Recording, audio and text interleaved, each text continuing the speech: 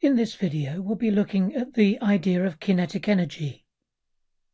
Now, kinetic energy is defined as the energy that a body possesses by virtue of its motion.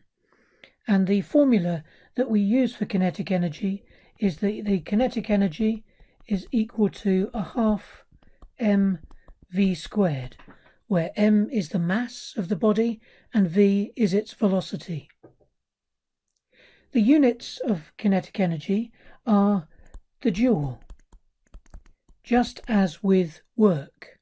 And I want to spend a moment or two just thinking about the equivalence of energy and work.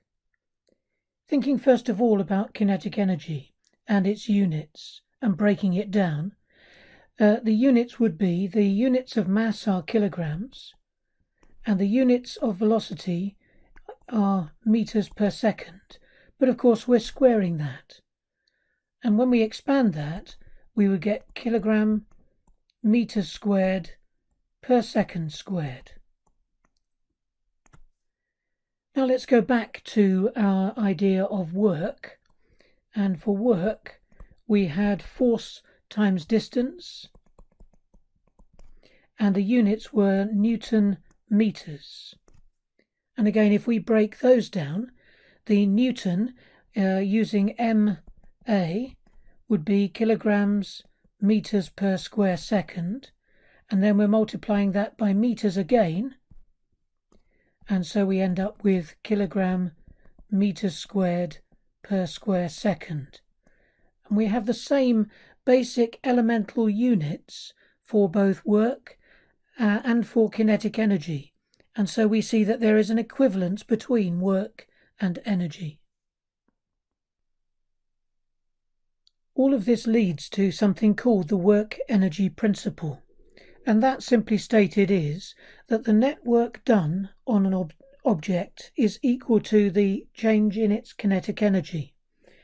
And so we can say that the work done is equal to a half mv squared minus a half mu squared, where v is the final velocity and u is its initial velocity.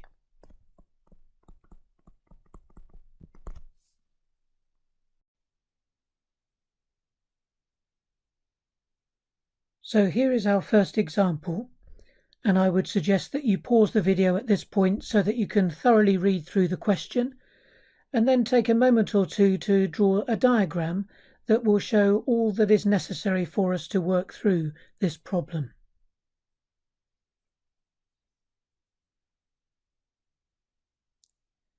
Your diagram should look something like this, and you'll see that I've left out the weight. I've also left out the normal reaction. I'm only considering the forces that are relevant to the motion. They are the driving force D and the resistance of 200 newtons. Now, one thing that we must address is the fact that we're given the final speed in kilometers per hour. So we need to convert that 28.8 kilometers per hour into meters per second. And to do that, we multiply by 1,000 to convert it into meters, and then divide by 3,600 to go from hours to seconds, and that works out to be 8 meters per second. Now we can work out our final kinetic energy. Starting from rest, it had 0 kinetic energy at the beginning, but the final kinetic energy is going to be a half times the mass of 1200 times the velocity squared, which turns out to be 38,400 joules. We could write that in kilojoules, but since we're going to use it in a calculation, we'll leave it like that. Now we're ready to use the work-energy principle in order to solve our particular problem. So the net force that is acting on the object is the driving force, but it's being resisted by a force of 200 newtons.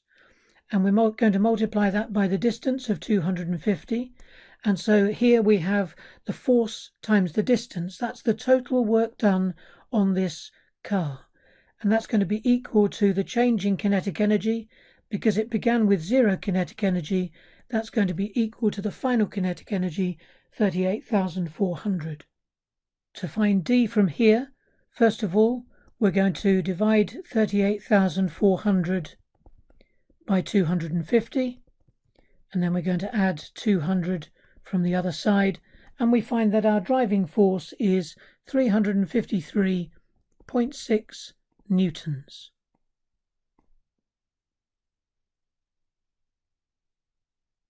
Our final example uses vectors, and we're asked to find the change in kinetic energy when we know the velocity of an object in vector form at its start and at the finish.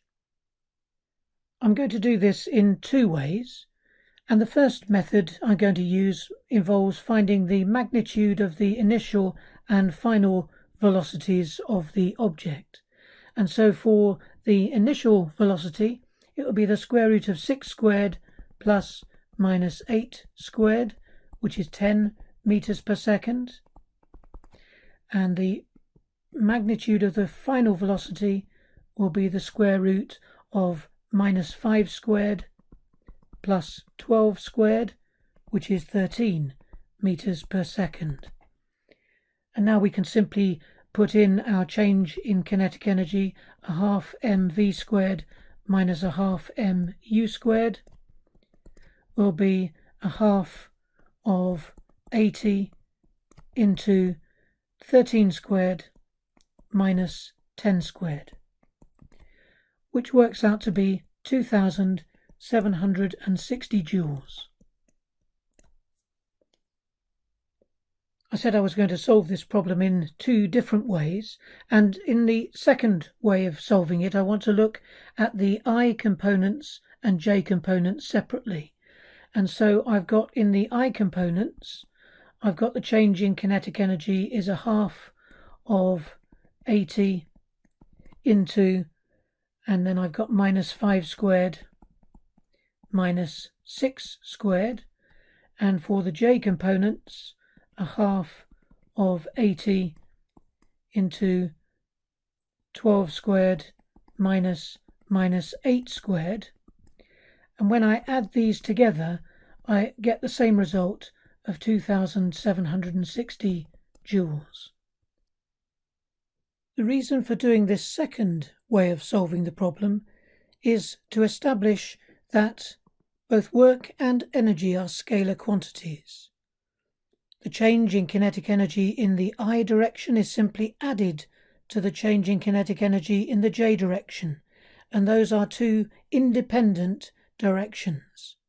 And so if you have a positive work done, it's work done by a force. A negative work done is work done against a force. A positive change in kinetic energy, a body is speeding up.